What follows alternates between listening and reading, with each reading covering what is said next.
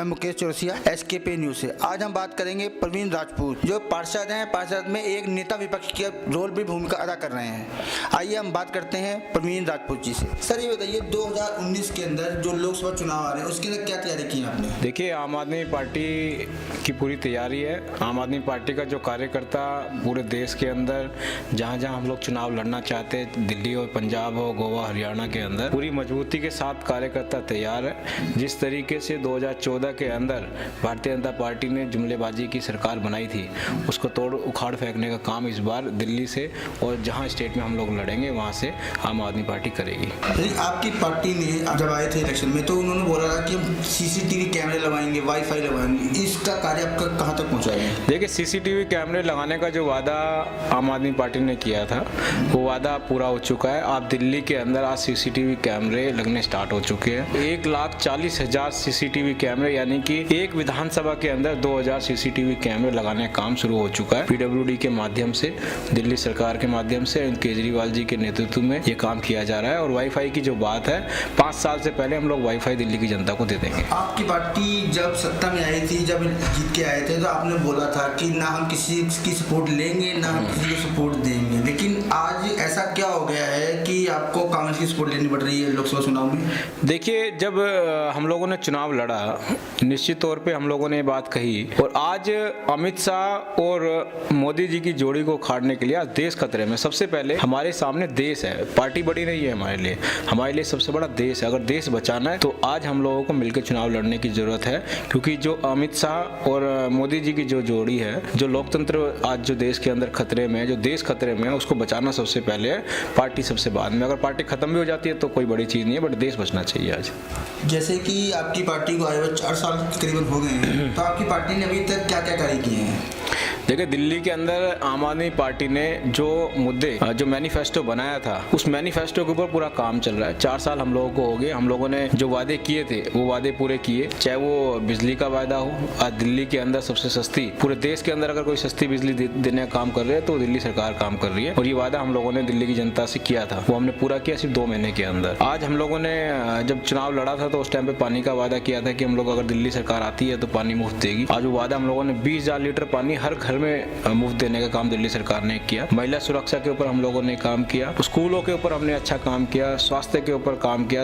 आज देखो, आप पूरे देश के अंदर आप एक तरफ लगा लो, और दिल्ली स्टेट के अंदर, दिल्ली राज्य के अंदर आज आप देखेंगे जो शिक्षा का स्तर वो पूरे वर्ल्ड के अंदर आज फेमस है।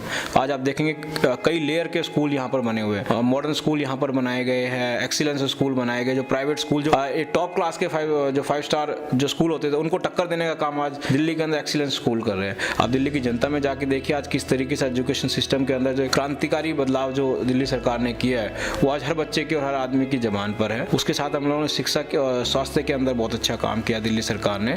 आज दिल्ली के अंदर मोहल्ला क्लिनिक बनाए गए, हर हॉस्पिटलों के अंदर दवाइयाँ मुफ्त दी जाती है, टेस्ट फ्री दिए जाते हैं। उसके अलावा एम्बुलेंस, जो बाइक एम्बुलेंस का जो आज पूरे देश के अंदर कहीं पर भी बाइक एम्बुलेंस नहीं है, दिल्ली के अंदर सिर्फ बाइक एम्बुलेंस का उद्घाटन माननीय मुख्यमंत्री अरविंद केजरीवाल जी ने किया।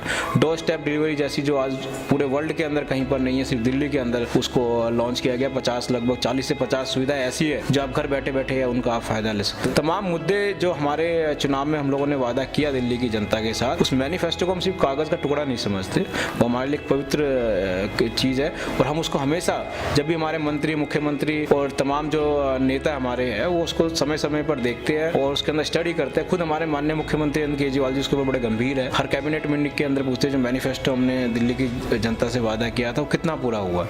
तो 5 साल से पहले लगभग हमारी पूरी उम्मीद है कि जो मैनिफेस्टो में हम लोगों ने वादा किया था चुनाव के अंदर वो हम पूरा कर लेंगे। तो जैसे कि आपके अपने इलाके में कितने मोहल्ला क्लिनिक बन चुके हैं? देखिए, मेरे इलाके में एक मोहल्ला क्लिनिक बना है अभी। यहाँ पर दिल्ली के अंदर एक चीज़ बड़ी गंभीर है कि दिल्ली सरकार को काम नहीं करने दिया जाता, और वो आप भी जानते हैं, पूरी दिल्ली की जनता भी इस बात को जानती है कि केंद्र सरकार जिस तरीके से यहाँ विकास का काम चल रहा है उससे खुश नहीं है। मोदी जी हमारे यहाँ पर नहीं चाहते कि दिल्ली के अंदर विकास हो, जिसके वजह से वो अपने LG के माध्यम से दिल्ली के विकास के कामों को रोकने का काम करते हैं। समय समय पर हम लोगों ने इसकी आवाज़ भी उठाई है, और CM साहब भी इसके लिए, मुख्यमंत्री अरविंद केजरीवाल जी भी इसके लिए आवाज़ उठाते रहे हैं। और बहुत सारे काम हमारे ऐसे ऐसे लोकपाल बिल है वो हमने पास कर दिया विधानसभा से, बट वो आज तक LG के पास है, केंद्र के पास है उसको पूरा नहीं कर पा रहे। दूसरी चीज, गेस्ट टीचरों के लिए हम लोगों ने फाइल भेज दी है। तमाम फाइलें ऐसी है जो हम लोगों ने भेज चुके हैं केंद्र के पास। विधानसभा से पास होने के बाद, देखो विधानसभा की पावर है, ताकत है, विधानसभा की ताकत, विधायकों की ताकत, सरकार की ताकत वहां तक है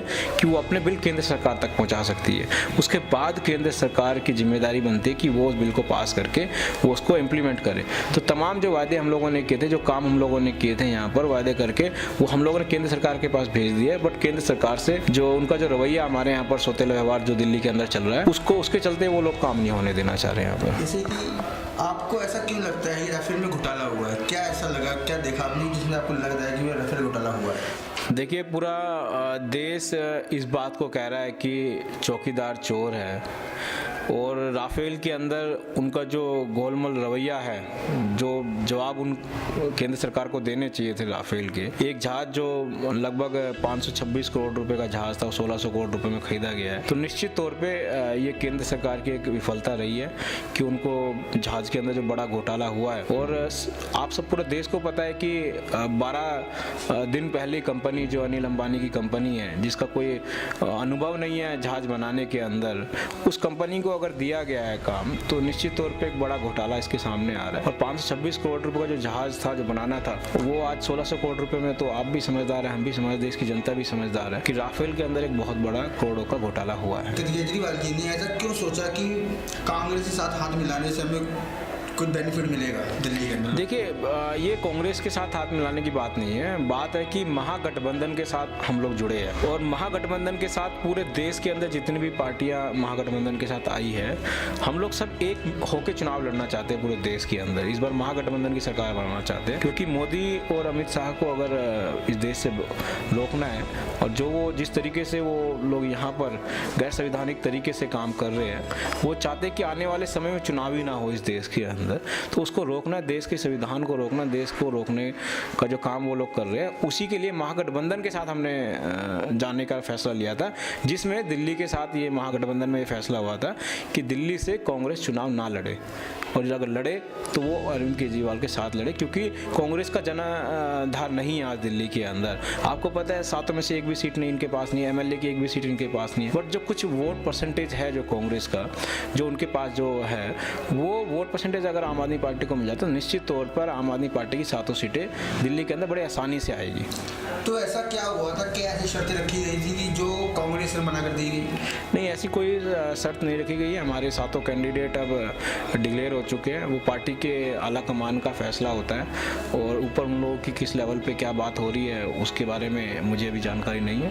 वो पार्टी के शीर्ष नेता उस चीज़ के बारे में चर्चा करते हैं। जैसे कि आपने जब 2015 के अंदर इलेक्शन लड़ा था, आपने सबको बताया था कि चोर, चाहे वो लालू हो, चाहे वो अखिलेश यादव, मायावती हो, कोई पार्टी, सब पार्टी चोर। आज आप उसी गठबंधन में जुड़ने की कोशिश कर रहे हैं। देखिए, पहली बात तो अगर कोई चोर है तो उसके ऊपर आज भारतीय जनता पार्टी की सरकार है, वो लोग उनको जेल में भेजने का काम करें, पहली बात। दूसरी बात, आज देश सबसे ऊपर है। मैंने पहले भी आपको कहा था कि देश बचाना है। आज पार्टियों का सवाल नहीं है, और एक तरफ डाकू एक तरफ चोर है। तो हम तो कहेंगे देश बचाने के लिए डाकुओं से पहले छुटकारा पाओ, चोर को तो देख लेंगे बाद में। आज देश सबसे पहले, देश को बचाने की जरूरत है मोदी और अमित शाह से। उसके लिए पार्टी अहमियत नहीं रखती है, पार्टी उस चीज़ के लिए, हमारे लिए, किसी के लिए भी अहमियत नहीं रख रही है। आज अहमियत रखता है तो सिर्फ देश हमारे लिए अहमियत रखता है। हमें देश बचाना है, इसलिए भारतीय जनता पार्टी को इस बार आना बहुत जरूरी है। इसलिए महागठबंधन का हिस्सा हम बनना चाह रहे थे। तो महागठबंधन से आपको क्या लगता है कि आप विजयी हो जाएंगे? बिल्कुल, निश्चित तौर पर अगर महागठबंधन हो जाता है तो निश्चित तौर पर आज आप दिल्ली से आप देख लीजिए, 7 सीटें हम लोग जीतने वाले हैं आने वाले चुनाव के अंदर। और जैसे कई स्टेटों के अंदर जिस तरीके से मजबूती से स्टेट गवर्नमेंट चल रही है, वो लोग केंद्र के अंदर अच्छी एमपी की सीटें इस बार लेके आएंगे, तो महागठबंधन की सरकार बनेगी इस बार, अगर अच्छी मजबूती से महागठबंधन चुनाव लड़ लेता है। अभी आपने देखा, हम लोगों ने बात की, प्रवीण राजपूत जो विपक्ष के नेता है, उन्होंने अपनी पार्टी के बारे में बताया, और 2019 में जो लोकसभा चुनाव होने वाले उसकी भी खासियत बताई, महागठबंधन के बारे में बताई। महागठबंधन अगर हम कर रहे हैं तो क्यों कर रहे हैं, कांग्रेस के साथ अगर हम हाथ जोड़ने के लिए बोल रहे थे क्यों जोड़ रहे थे। आप बने रहिए SKP न्यूज़, मुकेश चौरसिया।